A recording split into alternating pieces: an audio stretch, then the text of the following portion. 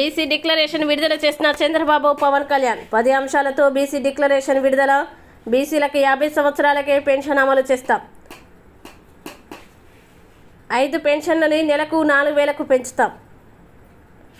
ప్రత్యేక రక్షణ చట్టం జగన్ పాలనలో 300 మందికి మాటిస్తున్నా, చేసి చూపిస్తా. జగన్ పాలనలో బీసీలకు అడుగడుగున అన్యాయం. నా పాదయాత్రలో బీసీల సమస్యలు తెలుసుకున్నా. చేనేతలకు ఇచ్చే అనేక పథకాలని వైసీపీ సర్కారు రద్దు చేసింది. ఓడిన మంగళగిరిలోనే ఉన్న అనేక కార్యక్రమాలు చేపట్టా. మంగళగిరికి ఇచ్చిన హామీలేవి వైసీపీ నిలబెట్టుకోలేదు.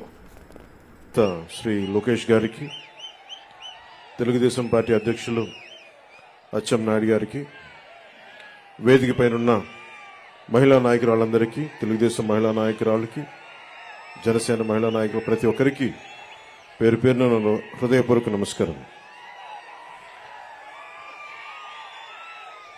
వైఎస్ జగన్ అధికారంలోకి రాగానే, అధికారంలోకి వచ్చిన మొదటి 3 నెలల్లో పొట్ట కొట్టింది బీసీలు పొట్టే కొట్టాడు. 30 లక్షల పైచిలకు భవన నిర్మాణ కార్మికులు పొట్టకొట్టాడు ఈ 10 మనిషి. వచ్చి రాగానే ఏలూరులో 2019 ఎన్నిక, ఆ రోజున వైసీపీ అండగా ఉంటామని చెప్పి బీసీలు డిక్లరేషన్ ఇచ్చి దాంట్లో ఏ ఒక్కటి కూడా నిలబెట్టుకోకుండా అందరూ నమ్మి, ట్రెడిషనల్ టీడీపీ పార్టీని నమ్మి చాలా మంది వైసీపీకి వెళ్ళడం వల్ల వచ్చి రాగానే ఎవరైతే వెన్నంటే ఉన్నారో వారినే దెబ్బకొట్టాడు. ఊహించుకుని 30 మంది పైచిలుకు భవన నిర్మాణ కార్మికులు ఆత్మహత్యలు చేసుకున్నారు. అందరికీ చెందాల్సిన ఇసుక, ఒడ్డెరు కులాలు, వీళ్ళందరికీ చెందాల్సినవి కాంట్రాక్టులు కానీ, ఇసుక రీచ్లు కానీ, క్వారీలు కానీ, ఇవన్నీ ఒక కంపెనీ కట్టబెట్టేశారు. మన వైఎస్ జగన్ చేసిన దాంట్లో ముఖ్యంగా వైసీపీ ప్రతిపక్ష నేతగా ఉన్నప్పుడు బీసీల గర్జన పేరు మీద ఏలూరులో ప్రత్యేకమైన సభ నిర్వహించి చాలా హామీలు ఇచ్చారు. బీసీలకి ఏటా జగన్ చెప్పింది, బీసీలకి ఏటా 15,000 కోట్ల రూపాయల చొప్పున కేటాయిస్తామని చెప్పారు. 5 ఏళ్లలో 75,000 కోట్ల రూపాయలు బీసీల సంక్షేమానికి కేటాయిస్తామని చెప్పాడు. వాస్తవానికి 0. బీసీ కేటగిరీల్లో అన్ని కులాలకి 153 కులాలను గుర్తించమని బీసీ సంఘాలందరూ కోరుకుంటా ఉంటారు. దాన్నే కుదించి 139 కార్పొరేషన్లు పెడతామని చెప్పి దానిని 53 కార్పొరేషన్లు కుదించి 56 కార్పొరేషన్లు కుదించి వాటికి కుర్చీలు కూడా లేని పరిస్థితి. బడ్జెట్ 0. వైఎస్ఆర్ చేయూత పథకం కింద 45 ఏళ్లు నిండిన ప్రతి మహిళకి 75,000 అందిస్తామని చెప్పారు. బీసీ మహిళలకి పథకం అందుతున్న లబ్ధిదారుల్లో చాలా వరకు కోత పడతా ఉంది. శాశ్వత ప్రాతిపాదికన బీసీ కమిషన్ ఏర్పాటు చేస్తామని చెప్పారు. ప్రత్యేక బీసీ కమిషన్ ఊసేలేదు. బడ్జెట్లో 3వ వంతు బీసీలు కేటాయిస్తామని చెప్పారు. అది పూర్తిగా విస్మరించారు. ఇందాక బీసీ డిక్లరేషన్ చూస్తున్నప్పుడు బీసీ ప్రత్యేక రక్షణ చట్టం చూడగానే నాకు ఒకటే గుర్తొచ్చింది. వైసీపీ పాలన వచ్చినప్పటి నుంచి దాదాపు 23 నుంచి 26 వేల మంది బీసీల పైన కేసులు పెట్టారు. 300 మంది బీసీలని చంపేశారు. ఇక అచ్చెన్నాయుడు గారు లాంటి బీసీ నాయకుల మీద ఎలాంటి దాడులు జరిగినాయో, ఇక ఎస్సీల మీద ఎలాంటి దాడులు జరిగినాయో అందరికీ తెలుసు. ముఖ్యంగా ఈరోజు బీసీ సభలో కాబట్టి ప్రత్యేకంగా బీసీ నేను సంఘటనలు చెప్తా ఉన్నాను.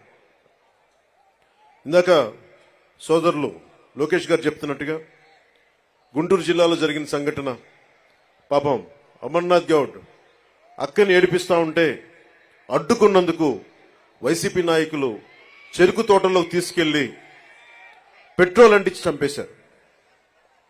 చాలా హృదయం కలిచివేస్తుంది. పట్టించుకునే వాళ్ళు లేరు, మాట్లాడేవాళ్ళు లేరు. వైసీపీలో ఉన్న బీసీ నాయకులు కూడా మీరు కూడా ఒకసారి పునరాలోచించుకోవాలి. గుడ్డిగా గనుక వైసీపీ నాయకులు వెనకేసుకొస్తే కులానికి కూడా ద్రోహం చేసిన వాళ్ళు అవుతారు. ఒకసారి ఆలోచించుకోండి. అలాగే 23 నుంచి 26 వేల మంది బీసీ యువత బీసీ ప్రజల్ని కేసులు పెట్టారు. ఇదివరకు ఎస్సీ పరిరక్షణ చట్టం ఎలా ఉంది, ఎస్సీ ఎస్టీ అట్రాసిటీ యాక్ట్ ఎలా ఉందో, ఈ రోజున వైసీపీ పాలనలో బీసీలకు కూడా ప్రత్యేక రక్షణ చట్టం అవసరమైంది. అది చెప్పగానే మొట్టమొదట బీసీ రక్షణకి చాలా అవసరం అని చెప్పి మనస్ఫూర్తిగా నా మద్దతు తెలిపాను వీటన్నిటికీ. ఈ రోజున జనసేన సంబంధించినంత వరకు బీసీలకి సంబంధించి నేను రామ్ మనోహర్ లోహియా గారి సిద్ధాంతాలకి ఆకర్షితునైన వాడిని. బీసీలకి సాధికారత ఉండాలి, ఇవన్నీ ఆలోచించేవాడిని. బీసీలకి మిగతా కులాలకి ఐక్యత ఉండాలి. కేవలం సంఖ్యాబలం ఉన్న బీసీ కులాలే కాదు, అల్పసంఖ్యాక బలం ఉన్న బీసీ కులాలకు కూడా ఎక్కువ అభివృద్ధి రావాలి. బీసీ కులాలన్నిటికీ ఎంతసేపు యాచించే స్థాయి నుంచి శాసించే స్థాయిలో బీసీ కులాలు ఉండాలి మనస్ఫూర్తిగా ఆకాంక్షించేవాడిని, కోరుకునేవాడిని. బీసీ కులాలు భారతదేశపు సంస్కృతికి సాంప్రదాయాలకి వెన్నెముక. బీసీ కులాలు లేని సమాజం, బీసీ కులాలు లేని భారతదేశం మనం ఊహించుకోలేం. భారతదేశం సంస్కృతి సాంప్రదాయాలని కాపాడుతుంది మెజారిటీ బీసీ కులాలే కాపాడుతూ ఉన్నాయి. అలాంటి బీసీ కులాలు చేతి వృత్తుల్ని కానీ, ముఖ్యంగా దేవాలయాల్లో మనకి ఆచార వ్యవహారాల్లో బీసీ కులాల తాలూకు వృత్తి నైపుణ్యాన్ని, చేతి కళల్ని ముఖ్యంగా దేవాలయాలు కార్యక్రమాలకు అనుసంధానం చేయాలి. తద్వారా వాళ్ళకి చాలా బలమైన ఆర్థిక పరిపుష్టి కలిగించే అవకాశం ఉందని నాకు చాలా మంది బీసీ మేధావులు చెప్పారు.